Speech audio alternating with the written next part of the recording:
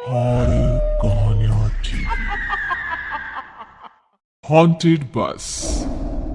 रात के करीब 11 बज रहे थे। सड़क पर इक्का दुक्का गाड़ियां चल रही थी। अपनी नाइट शिफ्ट खत्म करके शीला और निकिता बस स्टॉप पर खड़ी थी। आज तो हमें बहुत देर हो गई। पता नहीं घर जाने के लिए हमें कोई साधन मिलेगा भी या नहीं। अगर कोई साधन नहीं मिला तो कहीं रात इसी बस स्टॉप पर ना बितानी पड़े। अपनी काली जुबान बंद कर। जब देखो तब उल्टी बातें ही करती है। अरे कुछ देर रुक जाना, कुछ ना कुछ मिल ही जाएगा। लेकिन काफी देर तक इंतजार करने के बाद भी उन्हें कोई बस नहीं मिलती। धीरे धीरे समय के साथ साथ सड़क पर चलने वाली गाड़ियों का दिखना भी बंद हो जाता है। अरे ये देख, अब तो सड़क पर एक भी गाड़ी नहीं दिख रही। दूर दूर तक गाड़ी और किसी इंसान का नामो निशान नहीं है। एक काम करते हैं, वापस अपने ऑफिस चलते हैं। हम दोनों आज रात वहीं गुजार लेंगे। देख, तुझे अच्छी तरह पता है 10 बजे के बाद चौकीदार ऑफिस के मेन गेट पर ताला लगाकर अपने घर चला जाता है। ऑफिस जाने का कोई फायदा नहीं है। इस सुनसान सड़क को देख मुझे बहुत घबराहट हो रही है। एक काम करना, उसी चौकीदार के घर चलते हैं। वो भी तो परिवार वाला है। हम बेफिक्र होकर आज रात उसके घर पर रुक सकते हैं। अरे पागल, चौकीदार 10 बाई 10 की खोली में रहता है। उसके 4 बच्चे हैं। मतलब वो हमें अपने घर में कौन सी जगह देगा। अब तू ना ये बेकार की बातें बंद कर और चुपचाप खड़ी रह। शायद कोई लिफ्ट ही मिल जाए। फिर काफी देर इंतजार करने के बाद आखिरकार एक नीले रंग की बस उनके सामने आकर रुकती है। बस का दरवाजा खोल कंडक्टर उन दोनों से कहता है, कहिए, कहाँ जाना है आप दोनों को? देखिए मेरी पूरी बस खाली पड़ी है। मैं आप दोनों को आपके ठिकाने पर छोड़ दूंगा। इतना कहकर कंडक्टर मुंह में भरे पान की पिचकारी सड़क पर दे मारता है। निकिता, लोगों का कहना है कि कुछ महीने पहले इसी तरह अंधेरी रात में एक नीली बस के अंदर कुछ बदमाशों ने एक जवान लड़की की हत्या कर दी थी। इस बस का रंग भी नीला है। कहीं ये वही बस तो नहीं? कंडक्टर शीला की बात सुन लेता है और मुस्कुराते हुए कहता है, देखिए मेम साहब, उस घटना के बारे में मैंने भी सुना है। माना कि उस बस का रंग और मेरी बस का रंग एक है, लेकिन दुनिया में नीले रंग की एक ही बस तो नहीं है ना। हाँ? ये तो सिर्फ एक इत्तेफाक है। देखिए, हमारी बस में एक मेम साहब पहले से ही बैठी हैं। चाहे तो आप देख लीजिए। निकिता गर्दन उठाकर देखती है तो बस के पीछे वाले हिस्से में एक लड़की कंबल ओढ़े बैठी हुई थी। सही तो बोल रहे हैं भैया, बस में पहले से एक लड़की बैठी है। चल अब हम भी बैठ जाते हैं, वैसे भी बहुत देर हो गई है। अरे ठहर जाना निकिता, मुझे डर लग रहा है। अरे तुझे इतना ही डर लग रहा है तो तू यहीं खड़ी रहे, मैं तो चली। अरे तुम मुझे छोड़कर कहाँ जा रही है? मैं भी चलती हूँ। दोनों बस में जाकर बैठ जाती हैं। देखते ही देखते ड्राइवर बस को तेज रफ्तार में चलाना शुरू कर देता है। तभी शीला की नजर पीछे वाली सीट पर अकेली बैठी लड़की पर पड़ती है। उस लड़की की लाल आंखें और उसका आधा जला हुआ चेहरा देखकर शीला घबरा जाती है। सुन निकिता, हमारे पीछे जो लड़की बैठी है ना, उसकी आंखें एकदम खून की तरह लाल और चेहरा किसी चुड़ैल की तरह डरावना दिख रहा है। अरे छोड़ ना, कौन कैसा दिखता है, मुझे इन सब बातों में कोई दिलचस्पी नहीं है। मैं थोड़ी देर झपकी लेना चाहती हूँ, इसलिए अब तू अपनी बड़बड़ बंद कर प्लीज। बेफिक्र निकिता अपनी आंखें बंद करके बैठ जाती है। दूसरी ओर बस जंगल के रास्ते में पहुंची है।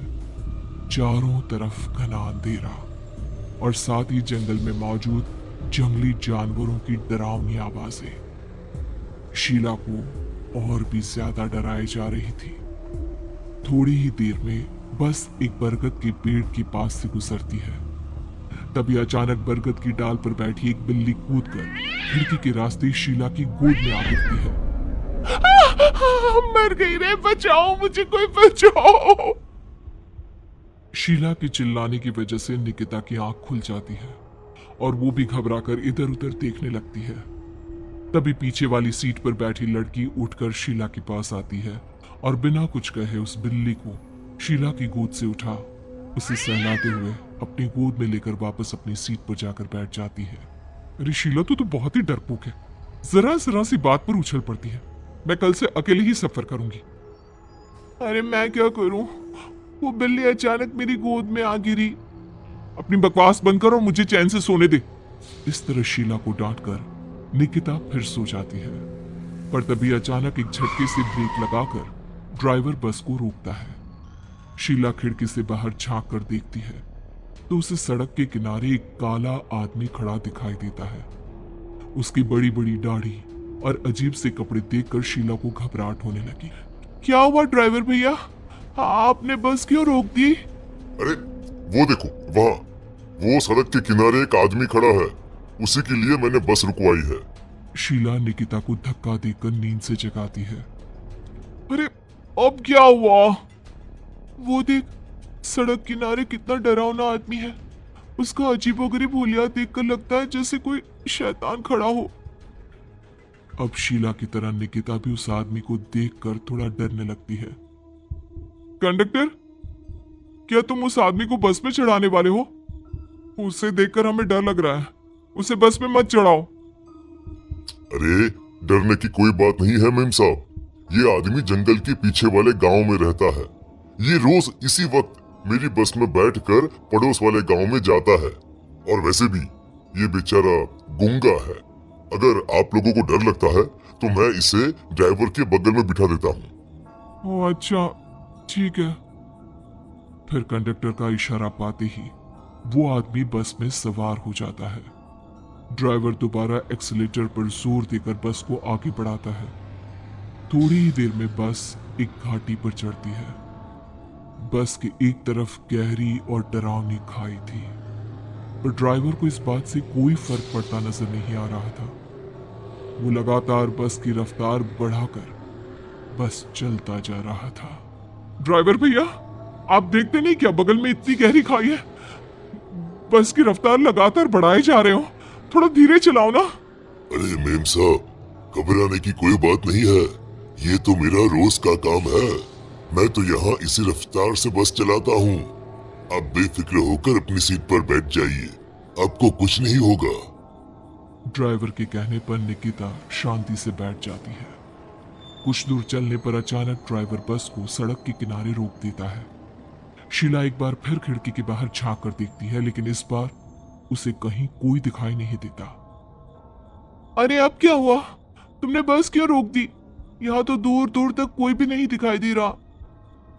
ड्राइवर उसकी बात का कोई जवाब नहीं देता, पर कंडक्टर बोल पड़ता है। ये हमारी फेवरेट जगह है, हम अपने सारे अच्छे काम यहीं पर करते हैं। अब हमारा प्रोग्राम खत्म होने के बाद ही बस यहाँ से आगे बढ़ेगी।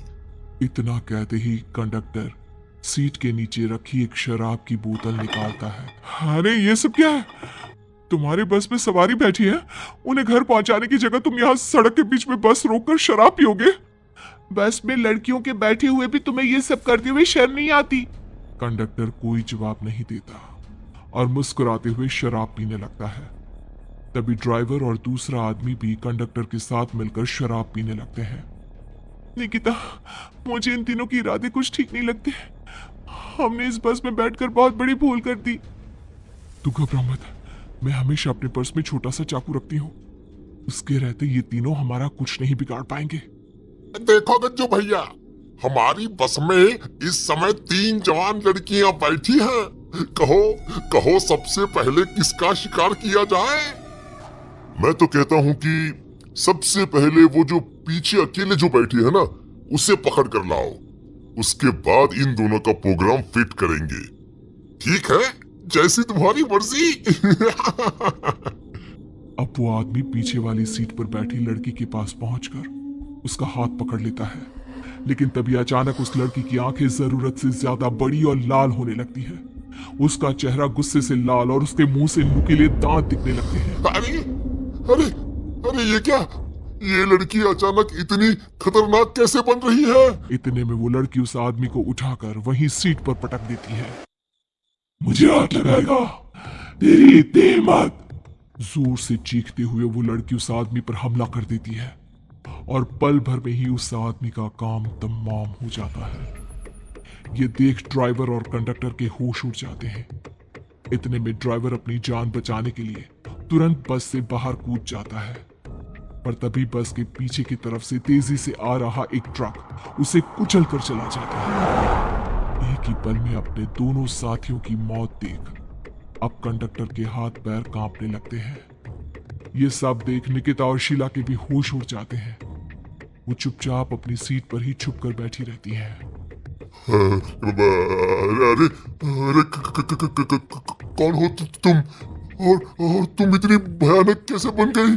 अब वो लड़की गुस्से में गुर्राते हुए कंडक्टर का गला पकड़ लेती है। इतनी जल्दी मुझे भूल गए? कुछ महीनों पहले तुम तीनों ने बड़ी बेरहमी से मेरी हत्या की थी और फिर शहर छोड़कर भाग गए। कई दिनों से मैं तुम तीनों के इंतजार में भटक रही थी। आज जाकर मेरा बदला पूरा होगा। अब तू भी अपने साथियों की तरह जहन्नम पहुंच जाएगा। अब वो लड़की कंडक्टर को उठाकर बस के पास मौजूद खाई में फेंक देती है। कंडक्टर एक बड़े पत्थर से जा टकराता है और उसकी भी मृत्यु हो जाती है। दूसरी तरफ ये सारा नजारा देख शीला और निकिता बेहोश हो जाती है। अगली सुबह जब उन दोनों को होश आता है तो वो अपने आप को एक सरकारी अस्पताल में पाती है।